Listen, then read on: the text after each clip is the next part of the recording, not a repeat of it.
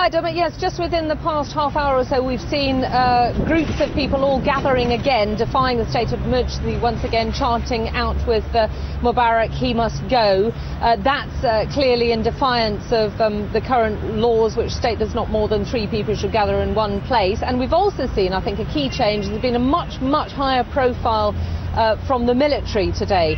On the same streets that I was on yesterday, there are now sort of up to a dozen military vehicles, jeeps, armoured personnel carriers, army trucks, and a high degree of soldiers on the streets patrolling and carrying out car checkpoints, if you like, stopping 4 lanes of traffic, going through the boots of cars and checking IDs, primarily really to show a presence on the streets, to show that they're back and to show that they're in control. This is very different to yesterday, where there were very few of them around, and of course there were no police at all yesterday and overnight. Today we saw the re-emergence of some of them.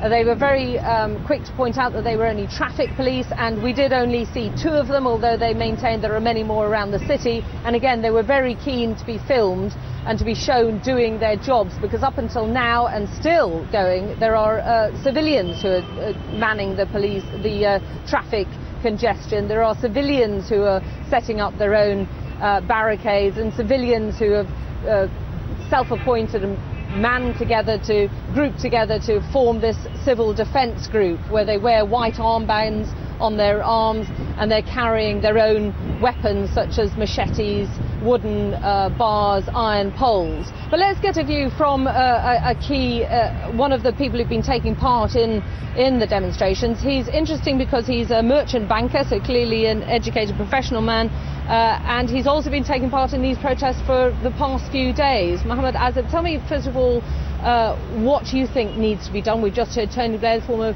British Prime Minister, talking about transition. What do you think is needed right now? I think what is needed is we have to listen to the people. For the last 5-6 days, the people, we have spoken. We don't want Mubarak. Mubarak needs to get out. We've been marching the streets. We've been speaking. Mubarak needs to get out. What we want to see now is, we're going to choose our own leaders. We're not expecting Tony Blair. We're not expecting David Cameron. We're not expecting the US or Britain to choose our leaders. What we want them to stop doing is supporting the dictatorship.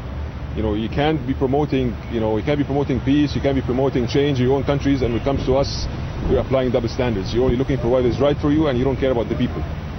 This is a very historic moment for us. Either you don't want to be in the wrong side of history. You want to be with the people, because these decisions you're going to be taking now you're going to be judged on these decisions in the future, and you have a golden opportunity. Either you take side with the people, and then you will be able to change the face of the West, specifically of the US, of the UK, about being your normal hypocrites. It's the time to really take side with the people, and then because we have spoken, and Mubarak is going to get out. Okay, and it's not enough that he's sacked most of his cabinet, that he's appointed a vice president, that he's talking about democratic change and reform. We never, when we were marching the streets, we were not asking for the government to fall. We were asking for Hosni Mubarak to get away. He did not get the point. I mean, of course he did get the point, but he's trying to play games like he's been doing for the last 30 years. Honestly, in all honesty, the last government was one of the best governments in the last 30 years in terms of economic reforms, in terms of that. But that's not what we want. We want Mubarak to get out. He's a dictator. He's been really, messing with the country for the last 30 years. So we want him out, and he's going to get out.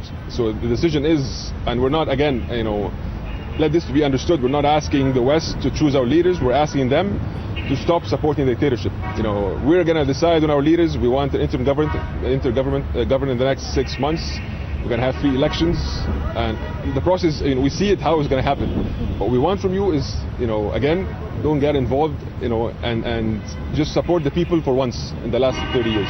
Okay, so even though your GDP has gone up in the past year, which is more than what most countries in the West can say, the better economy is not good enough for you. What about this fear that's continually perpetuated by Hosni Mubarak and the West? We heard again Tony Blair mentioning the Muslim Brotherhood, this banned opposition group which wants to bring back Sharia law to Egypt, wants to break down all the peace treaties with Israel, doesn't want to recognize Israel's existence. That's the story and the myth Hosni Mubarak was selling to the West for the last 30 years. Again, it's either as Al-Baradi said yesterday, he said on a different network, he said it's either, Mubarak is promoting, it's either me, the dictator, or we're going to see extremists, Al-Zawahiri, Bin Laden on the other side. And that's not how it is, In the protests, you see, people, kids, children, communists, atheists, I don't know, Christians, Muslims, we're all together, we're all Egyptians. So, and we're all from different, factions of society, and that's what we want. So, the West needs to get the point, there's moderate Egyptians all over the place. It's not, either extremists or Hosni Mubarak or the NDP. There's plenty of people out there, there are plenty of good people, there.